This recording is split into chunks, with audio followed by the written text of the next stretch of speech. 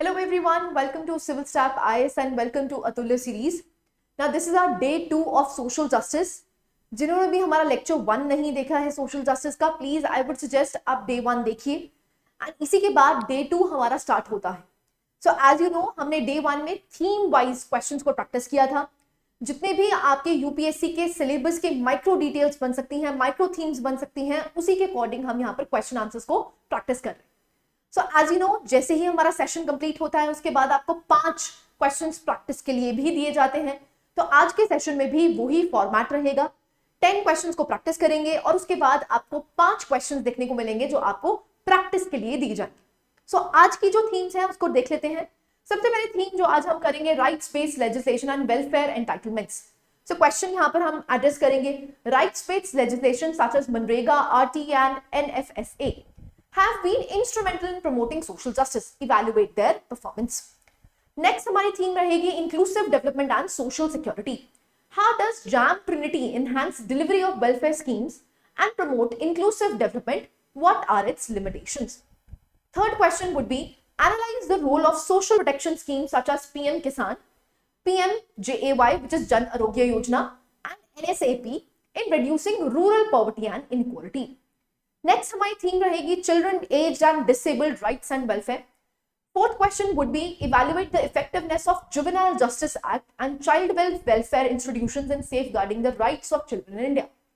Discuss the challenges in implementing the rights of persons with disabilities act of 2016. Next theme रहेगी हमारी legal and institutional mechanisms for social justice. How effective have national commission such as NCSC which is National Commission for SCs, National Commission for STs and National Commission for Women been in safeguarding the rights of marginalized communities. Seventh question would be examine the role of judiciary and public interest litigation in expanding the scope of social justice in India. Next हमारी theme रहेगी social justice and new vulnerabilities. The COVID-19 pandemic has revealed new forms of vulnerability in India. Discuss the social justice implications of migrant distress and urban poverty. Next हमारा topic रहता है that is budgeting and financing of social sector schemes. Social sector budgeting in India often suffers from poor allocations and underutilisation. Analyse the institutional bottlenecks and suggest reforms. Last topic हमारा रहेगा which is international commitments and global indices. How far India has succeeded in aligning its social justice goals with its international commitments under SDGs and UN conventions. So again important question है. ऐसे question बनाए गए हैं जिसमें आप holistically जब आपका पूरा का पूरा टॉपिक ही कंप्लीट हो जाए, राइट. सो बेसिकली हमारे क्वेश्चंस का फॉर्मेट भी यही है कि माइक्रो थीम्स आपको बताई जाए और माइक्रो थीम्स को एड्रेस करते हुए हम सारे क्वेश्चंस को एक बारी देख लें. पहले क्वेश्चन में मूव करते हैं. Rights based legislation such as मनरेगा, RT and NFSA have been instrumental in promoting social justice. Evaluate their performance. Now, basically, rights-based legislation एक तरह से shift mark करता है from welfare as charity to enforceable entitlements. भाई welfare हम सिर्फ charity की नहीं कर रहे, हम क्या कर रहे हैं? Enforceable entitlements हैं. इन लोगों को developmental activities में लेके आना, developmental progress में लेके आना एक necessity बन जाता है किसी भी state के लिए. So, इनके progress के बारे में बात कर लेते हैं. जब हम मनरेगा की बात करते हैं तो it guarantees 100 days of wage employment to rural households. Now it helps reduce rural poverty. तो आप यहाँ पर डेटा देख सकते हैं 57% of women participation आपको देखने को मिल रही है. बट ऑब्वियसली बात है कुछ इश्यूज हैं. इश्यूज क्या हैं? डिलेड पेमेंट्स हैं, राशनिंग ऑफ वर्क डिमांड आपको देखने को मिलता है, ट्रांसपेरेंसी का लैक आपको देखने को मिलता है. ऐसी RTE की बात करते हैं which is right to education. तो 6 to 14 ईयर्स के लिए फ्री और कंपल्सरी एजुकेशन दी गई है. 25% रिजर्वेशन आपको प्राइवेट स्कूल्स में दी गई है फॉर EWS. लेकिन इश्यूज क्या है? आज भी आपको लो लर्निंग आउटकम्स देखने को मिलते हैं. स्पेशली आप यहाँ पर असर रिपोर्ट को लिख सकते हैं कि जो 5वीं क्लास का बच्चा है वो 2nd क्लास के बच्चे की जो किताबें हैं वो रीड नहीं कर पा रहे. तो रीडिंग कॉम्प्रिहेंशन और जो मैथमेटिकल स्किल्स हैं उसमें जो लर्निंग आउटकम है इट इज वेरी पुअर. तो हमने क्वांटिटी तो इंप्रूव कर दी है बट क्वालिटी आज भी डिग्रेडेड है, राइट. नेक्स्ट अगर हम बात करते हैं NFSA की, national food security act. So basically यहाँ पर सब्सिडाइज फूड दिया जाता है to 80 crore people. Special focus दिया जाता है प्रेग्नेंट वुमेन और चिल्ड्रन पे. ना इश्यूज क्या है? आधार लिंकिंग एरर्स आपको देखने को मिलते हैं और एक्सक्लूड किया जाता है जेन्युइन बेनिफिशियरीज. ना कॉमन चैलेंजेस क्या है? सबसे पहला तो इम्प्लीमेंटेशनल चैलेंजेस, जो इम्प्लीमेंटेशनल डेफिसिट आपको देखने को मिलते हैं, कोई ग्रीवेंस रिड्रेसल मैकेनिज्म नहीं है, लोकल कैपेसिटी जो है वो काफी वीक है, और ब्यूरोक्रेटिक इनर्शिया मतलब रेजिस्टेंस टू चेंज आपको देखने को मिलता है, राइट। सो यहां पर आप देख सकते हैं कंक्लूजन क्या बन जाएगी, these legislations have deepened the social justice in intent, right. Next question पे मूव करते हैं, which is how does the JAM trinity enhances delivery of welfare schemes. So Jan Dhan Yojana, Aadhaar और मोबाइल एक एनविजन्ड डॉक्यूमेंट या एनविजन प्रोग्राम आपको government का देखने को मिलता है, जिससे कि वो क्या इंप्रूव करना चाहता है, वेलफेयर ट्रांसफर्स जो है वो यहाँ पर जो भी लीकेजेस होती थी, जो ब्यूरोक्रेटिक लीकेजेस आपको देखने को मिलती हैं, उन लीकेजेस को प्लग इन करते हुए हमने जैम ट्रिनिटी को जन्म दिया ना।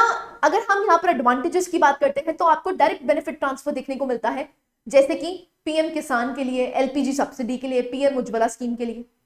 ये एक तरह से रिड्यूस करता है करप्शन और घोस्ट बेनिफिशरीज को, और एनहांस करता है फाइनेंशियल इंक्लूजन को। तो 50 करोड़ से भी ज्यादा आपको जनधन अकाउंट्स देखने को मिले। इंक्लूसिव डेवलपमेंट इंपैक्ट भी हुआ है, बेसिकली लास्ट माइल डिलीवरी को स्ट्रेंथन करता है, और एक तरह से एम्पावर करता है वुमेन और पुअर को, जिससे कि वो एक्सेस कर सकते हैं बैंक अकाउंट्स को। लिमिटेशंस क्या है, आज भी आपको बायोमेट्रिक फेलियर्स देखने को मिलते हैं, और एक्सक्लूड किया जाता है जेन्युइन बेनिफिशरीज को। पुअर डिजिटल लिटरेसी की वजह से आपको देखने को मिलता है बहुत सारी एक्सक्लूजन्स आज भी हैं, और यहां पर गैप्स देखने को मिलते हैं मोबाइल और इंटरनेट कनेक्टिविटी में, जिसकी वजह से वो डिजिटल गवर्नेंस का जो बेनिफिट्स हैं वो एड्रेस नहीं कर पा रहे, right. So again jam Trinity बहुत इंपॉर्टेंट है, आप एज अ केस स्टडी भी इसको यूटिलाइज कर सकते हैं। Analyse the role of social protection schemes such as PM Kisan, PMJAY and NSAP in reducing rural poverty and inequality.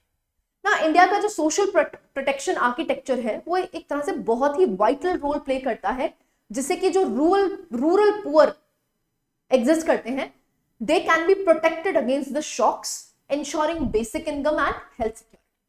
now PM Kisan की बात करते हैं तो 6,000 रुपए दिए जाते हैं annually to support the land holding farmers.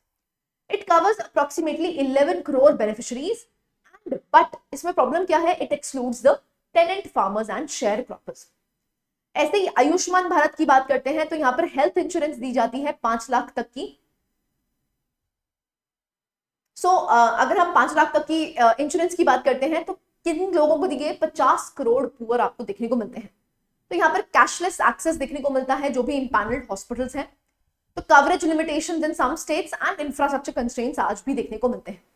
NSAP की बात करते हैं तो यहाँ पर नेशनल सोशल असिस्टेंस प्रोग्राम जो आपको देखने को मिलता है, तो वहां पर सोशल पेंशन दी जाती हैं एल्डरली, विडोज और डिसेबल्ड को, बट स्मॉल पे आउट्स है, बहुत ही कम है, 200 से 500 रुपए आपको देखने को मिलता है, जो कि आज की इन्फ्लेशनरी प्रोजेक्ट्स में आपको या इन्फ्लेशनरी मार्केट्स में आपको देखने को मिलता है, दे आर वेरी निग्लिजिबल, बहुत कम है। नाउ क्रॉस कटिंग बेनिफिट्स क्या है, so it prevents rural distress, gender equity को प्रमोट करता है और एनहांस करता है human capital through better health and nutrition. Challenges क्या है, टारगेटिंग एरर्स हैं, डिजिटल डिवाइड एग्जिस्ट करता है जिसकी वजह से ये एक्सेस नहीं कर पाते हैं, जो लोकल इंप्लीमेंटेशन है वहां पर आपको लीकेजेस देखने को मिलती है।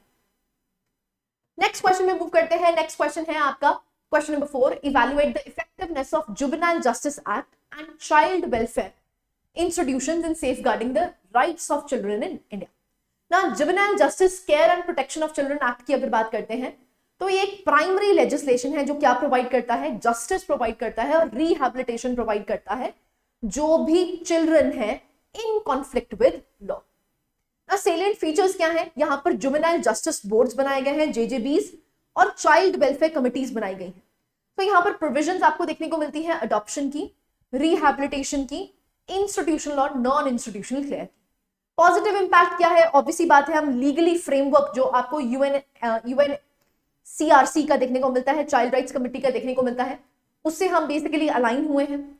ये इनेबल करता है कम्युनिटी बेस्ड रिहैबिलिटेशन को, और provision for trying 6 to 18 years old at the result for heinous crimes, ये कंट्रोवर्शियल आपको काफी ज्यादा देखने को मिलता है ना। इंस्टीट्यूशनल चैलेंजेस क्या एग्जिस्ट करते हैं, पुअर कंडीशंस हैं in many child care institutions, over crowding है, अब्यूज है, शॉर्टेज ऑफ स्टाफ आपको देखने को मिलती है, ट्रेनिंग नहीं दी गई है, सेंसिटिविटी नहीं है अमंग दी पर्सनल, यहाँ पर डिलेज आपको देखने को मिलते हैं appointments in JJBs and CWCs, weak monitoring देखने को मिलती है। Many states don't even submit the data. Reforms क्या चाहिए, ऑब्वियसली बात है, इंफ्रास्ट्रक्चर को स्ट्रेंथन किया जाए, स्टाफिंग को प्रॉपर किया जाए, फंडिंग प्रोवाइड करी जाए, ओवरसाइट प्रोवाइड करी जाए, और एक तरह से कम्युनिटी री इंटीग्रेशन और साइकोलॉजिकल सपोर्ट भी इन बच्चों को दी जाए, right. So that is important. Next question में मूव करते हैं। नेक्स्ट है rights of persons with disabilities act of 2015। आपको चैलेंजेस बताने हैं। सो आप देख सकते हैं अगर हम rights of persons with disabilities की बात करते हैं तो ये एक तरह से डिसेबिलिटीज को नाउ इट कैटेगराइजेस, पहले जो 7 डिसेबिलिटीज थी अब इसको एक्सटेंड करके कितना कर दिया गया है, 21 कर दिया गया है, 21 कर दिया गया है, जो कि एक पॉजिटिव डायरेक्शन है। यहाँ पर reservation in jobs as well as reservation in education institutions की बात की गई है। बट अगर हम इसके इंप्लीमेंटेशन की बात करते हैं तो कहीं ना कहीं इसके ड्रॉबैक्स देखने को मिलते हैं। सो क्या चैलेंजेस हैं? सबसे पहला चैलेंज आपको देखने को मिलता है इंफ्रास्ट्रक्चर बैरियर। तो आज भी only 3% government buildings are fully accessible, जबकि क्या कहा गया है कि जो भी गवर्नमेंटल बिल्डिंग्स है, पब्लिक ट्रांसपोर्ट की बिल्डिंग्स है, पब्लिक बिल्डिंग्स है, वहां पर क्या हो, एक्सेसिबल हो डिसेबल्ड के लिए भी। लेकिन आज भी सिर्फ 3% ही आपको गवर्नमेंट बिल्डिंग्स देखने को मिलती हैं जो डिसेबल्ड फ्रेंडली है, राइट। नेक्स्ट अगर हम बात करते हैं lack of trained manpower, few teachers trained for inclusive education, और यहाँ पर लो अवेलेबिलिटी है साइन लैंग्वेज इंटरप्रेटर्स की। डिलेड पॉलिसी फ्रेमवर्क्स आपको देखने को मिलते हैं, state slow in framing rules and setting up state commissioners. Social discrimination देखने को मिलती है, स्टिग्मा और निग्लेक्ट है specially in the rural areas. Limited representation देखने को मिलती है आपको पॉलिटिकल और एडमिनिस्ट्रेटिव प्रोसेसेस की। मॉनिटरिंग एंड बजटिंग कंसेंट्स की अगर बात करते हैं, सो जो rights of persons with disability है, implementation is underfunded. So minimal budget allocation आपको देखने को मिलता है विच इज अप्रोक्सीमेटली 0.01%, जो कि बहुत कम है, right. So these are some of the challenges that are related with rights of persons with disabilities act. Question number 6 में मूव करते हैं, which is how effective have national commissions such as NCSC, which is National Commission for Scheduled Castes, National Commission for Scheduled Tribes, and National Commission for Women have been in safeguarding the rights of marginalized communities. Now these are some of the statutory bodies and some are constitutional bodies. Now ये किस तरह से address करती हैं उसको हम जान लेते हैं। So पहला है ये मैंडेट क्या करती हैं, ये इंप्लीमेंटेशन मैंडेट करती है जिससे कि वो सेफगार्ड प्रोवाइड कर सके द कॉन्स्टिट्यूशनल एंड लॉज। ये इंक्वायर करती है into the complaints, it also recommends remedial action and it also submits reports to the president. Achievements क्या है? अगर हम एनसीएससी की बात करते हैं तो ये जो आपको प्रिवेंशन ऑफ अट्रॉसिटीज एक्ट देखने को मिलता है, SC/ST prevention of atrocities act, उसकी इंप्लीमेंटेशन के लिए मेजर टूल प्रोवाइड करती है। ऐसे ही अगर हम NC/ST की बात करते हैं तो बेसिकली ये जो फॉरेस्ट राइट्स एक्ट है उसको किस तरह से इंप्लीमेंट करना है, ग्राम सभा को कितनी पावर्स देनी है, वो उसको भी एड्रेस करती है। ऐसे अगर हम नेशनल कमीशन फॉर वुमेन की बात करते हैं तो ये हाईलाइट करता है द क्राइम्स अगेंस्ट वुमेन, किस तरह से उसको ठीक किया जा सकता है, किस तरह से एक सेफ एनवायरनमेंट प्रोवाइड किया जा सकता है, this becomes crucial. Now limitations हैं जैसे एडवाइजरी इन नेचर। ना अगर हम नेशनल कमीशन फॉर SCs/STs की बात करते हैं, दो ये कॉन्स्टिट्यूशनल बॉडीज हैं, फिर भी इनकी जो रिकमेंडेशंस हैं they are non binding in nature, advisory है। नेक्स्ट अगर हम बात करते हैं रिसोर्स कंस्ट्रेंट्स हैं, ऐसे ही आपको देखने को मिलता है डिलेड रिपोर्ट्स आपको देखने को मिलती हैं, लिमिटेड एनफोर्समेंट पावर्स, इनके पास एनफोर्समेंट पावर्स नहीं है, रादर पनिशमेंट पावर्स भी इनके पास एग्जिस्ट नहीं करती। सो आप देख सकते हैं NCSC intervened in Hathras and Rohit Vemula case. NCW played a role in policy advocacy for women's reservation act. Next question में मूव करते हैं। नेक्स्ट क्वेश्चन है आपका related with question number 7, which is examine the role of judiciary and public interest litigations in expanding the scope of social justice in India. किस तरह से judiciary और PIL का रोल रहा है, जिससे कि वो क्या कर रहा है, वो एक तरह से एक्सपैंड कर रहा है सोशल जस्टिस का कॉन्सेप्ट। सो यहां पर आप केस लॉज लिख सकते हैं, जैसे कि आप देख सकते हैं जो इंडियन जुडिशरी है through public interest litigation they have emerged a key driver, social justice को प्रोवाइड करने के लिए की ड्राइवर बन जाता है। लैंडमार्क केसेस देख सकते हैं जैसे ओल्गा टेलिस वर्सेस BMC, तो right to shelter under article 21 add किया गया। Unni Krishnan case versus state of Andhra Pradesh, right to education, अब आपको ये एक फंडामेंटल राइट देखने को मिलता है अंडर आर्टिकल 21A। सो उन्नी कृष्णन केस अगर 1993 की बात करते हैं, इसको किसके अंडर डाला गया, राइट टू लाइफ के अंडर डाला गया under article 21। NALSA versus union of India कहते हैं, तो राइट्स ऑफ ट्रांसजेंडर्स आपको देखने को मिला। तो इम्पैक्ट की अगर बात करते हैं तो बेसिकली इन्होंने एनफोर्स किया है सोशियो इकोनॉमिक राइट्स जिसमें एक्सपेंसिव इंटरप्रिटेशन दी है किसकी, आर्टिकल 21 की। और इसने मैंडेट किया है कि गवर्नमेंट एक्शन होना चाहिए जहां पर भी सोशल जस्टिस की जरूरत है ना। कुछ चैलेंजेस भी हैं। अब it can lead to what, judicial overreach.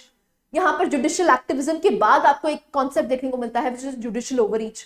तो ये एनक्रोच करता है लेजिस्लेटिव पावर्स को। नेक्स्ट, यहां पर आपको डिलेज देखने को मिलते हैं एनफोर्समेंट में। और जो भी फ्रिवलेस पीआईएल्स हैं वो एक तरह से जुडिशरी का टाइम वेस्ट करती हैं। तो जो फ्रिवलेस पीआईएल्स हैं वहां पर रिस्क रहता है कि वो डाइल्यूट कर देंगे जेन्युइन केसेस को। तो कुछ चैलेंजेस भी हैं जिसको एड्रेस करने की जरूरत है।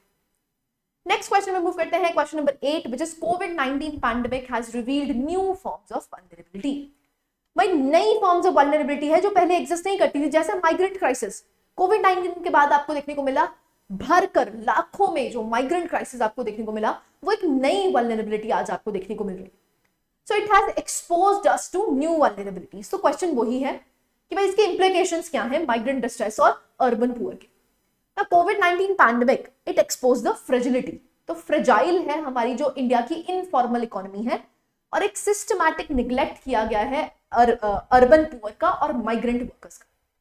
सो यहां पर आपको एक लार्ज स्केल पे ह्यूमैनिटेरियन क्राइसिस देखने को मिला। ना माइग्रेंट क्राइसिस की बात करते हैं तो over 10 crore migrants were affected and many of the people walked hundreds of kilometres home.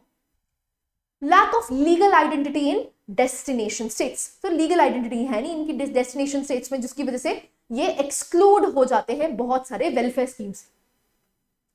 971 migrant deaths they were reported.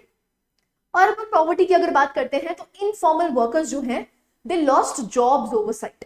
कोई सेविंग्स नहीं है, हाउस सिक्योरिटी इनके पास नहीं है। बहुत सारे ऐसे एमएसएमई से जो क्लोज हो गए, जिससे उनकी नौकरियां चली गई। इसी की वजह से आपको देखने को मिला है स्ट्रीट वेंडिंग हब्स बन गए, राइट। ऐसे ही स्टेट का रिस्पॉन्स क्या रहा है, तो आपको देखने को मिला है कि यहां पर बहुत सारी स्कीम चलाई गई है, जैसे one nation one ration card. ऐसे ही नेशनल डेटाबेस अब क्रिएट किया गया है कि जो भी अनऑर्गेनाइज्ड वर्कर्स हैं उनके लिए भी एक डेटाबेस तैयार किया जाए, जिससे कि आने वाली अगर ऐसा कोई पैंडेमिक दोबारा होता है या ऐसा डिस्ट्रेस दोबारा देखने को मिलता है तो स्टेट इसको एड्रेस कर पाए, राइट। सो नेक्स्ट क्वेश्चन में मूव करते हैं, question number 9। Social sector budgeting in India often suffers from poor allocations and underutilization. Analyze the institutional bottlenecks and suggest reforms. Now, social sector expenditure की अगर बात करते हैं, especially on health, education and social security, ये critical है कि inclusive growth के लिए। अगर हम कल को inclusive development चाहते हैं तो यहाँ पर health, education और social justice की जो भी sectors की schemes चल रही हैं उसमें funding की बहुत ज्यादा जरूरत रहती है। सो यहां पर आप देख सकते हैं, सबसे पहले तो budgetary constraints, as I told you. अगर हम हेल्थ स्पेंडिंग की बात करते हैं, it is approximately 2.1% of the GDP. Education की बात करते हैं 2.9 है, जबकि रेकमेंडेड कितनी है, 6% होनी चाहिए। तो अंडर फंडेड रहता है। दूसरा, अंडर यूटिलाइजेशन ऑफ फंड्स। अब जो फंड्स दिए जाते हैं उसको यूटिलाइज ही नहीं किया जाता। तो आप देख सकते हैं ministries fail to spend the allocated budget. ऐसे ही कॉन्स्टिट्यूशनल बॉटलनेक्स हैं, जैसे फ्रैगमेंटेशन ऑफ स्कीम्स आपको मिलती है, जिसकी वजह से स्कैटर हो जाता है। तो जो कन्वर्जेंस होनी चाहिए वो कन्वर्जेंस आपको देखने को नहीं मिलती है। ऐसे ही पुअर मॉनिटरिंग है, वीक इंप्लीमेंटेशन की वजह से। अगर हम इंप्लीमेंटेशन नहीं करें तो मॉनिटरिंग अगर जब तक नहीं करेंगे तब तक पता कैसे चलेगा कि इंप्लीमेंटेशन प्रॉपर नहीं हो रही है। ऐसे ही टॉप डाउन प्लानिंग आपको देखने को मिलती है, बॉटम अप अप्रोच नहीं है, rather than top down approach है, जिसकी वजह से वन साइज फिट ऑल आपको स्कीम्स देखने को मिलती है। डिलेड फंड रिलीज है। ना क्या रिफॉर्म्स की जरूरत है, सबसे पहले तो आउटकम बजटिंग करी जाए और यहां पर सोशल ऑडिट्स करवाए जाए। दूसरा, डिसेंट्रलाइज्ड प्लानिंग की जरूरत है। यहां पर जो टॉप डाउन अप्रोच है उसमें बॉटम अप अप्रोच लाने की जरूरत है। स्ट्रीमलाइन करने की जरूरत है जिससे कि कन्वर्जेंस ऑफ स्कीम्स हो सके। And better digital monitoring platforms होने चाहिए रियल टाइम में जो आपको इंफॉर्मेशन प्रोवाइड करे। नेक्स्ट क्वेश्चन में मूव करते हैं, last question for the day, which is question number 10। How far has India succeeded in aligning its social justice goals with the international commitments under SDGs and UN conventions? किस तरह से हम SDGs और UN conventions को fulfil कर पा रहे हैं, हमारी क्या एजेंडा, क्या गोल रहा है किस तरफ हम मूव कर रहे हैं वो क्वेश्चन आपसे पूछा गया है ना। अगर हम प्रोग्रेस अचीव्ड की बात करते हैं तो सिग्निफिकेंट रिडक्शन आपको देखने को मिली है in extreme poverty. NITI Aayog के रिपोर्ट्स यहां पर कोट कर सकते हैं, एनपीआई की रिपोर्ट यहां पर रिपोर्ट कर सकते हैं। जब हम स्वच्छ भारत मिशन की बात करते हैं, प्रधानमंत्री जन आरोग्य योजना की बात करते हैं, पोषण अभियान जो न्यूट्रिशन ड्राइव है हमारा, वो बेसिकली सपोर्ट करता है एसडीजी टारगेट्स को ही। National action plan for women and child rights की अगर बात करते हैं, ये अलाइन करता है यूएनसीआरसी से और सीडॉ से। ना कुछ चैलेंजेस भी हैं, जैसे राइजिंग इनकम इनइक्वालिटीज। अगर हम ऑक्सफैम रिपोर्ट की बात करते हैं तो top 1% approximately holds 56% of the wealth. तो यहाँ पर राइजिंग इकोनॉमिक इनइक्वालिटी आपको देखने को मिल रही है। जेंडर बेस्ड वायलेंसेस आज भी आपको देखने को मिल रहे हैं। अगर हम एनसीआरबी की रिपोर्टिंग की बात करते हैं तो 50% आज भी जो विमेन रिलेटेड जेंडर डिस्क्रिमिनेशन हो रही है वो आपको देखने को मिल रही है। जो विमेन है उनके अगेंस्ट क्राइम्स करे जा रहे हैं। ऐसे ही climate and environmental justice issues जो है वो इनएडिक्वेटली एड्रेस्ड है। So these were the 10 questions that we have discussed. अब इन्हीं थीम से रिलेटेड आपको 5 क्वेश्चन दिए जाएंगे जो आप प्रैक्टिस कर सकते हैं। पहला क्वेश्चन है, critically examine the role of national education policy 2020 in strengthening the right to education and promoting social justice. Next theme पे क्वेश्चन है जो डीबीटी है, it guarantee better targeting of subsidies and social welfare in India, evaluate with examples. Next है children age और disable पे, discuss the systematic gaps in elderly care in India and suggest measures to ensure dignity, security and wellbeing of senior citizens. Next question है question number 4, evaluate the effectiveness of national human rights commission which is NHRC in protecting and promoting social justice in India. Last question जो आप practice कर सकते हैं, which is the digital divide is emerging as a new frontier of inequality.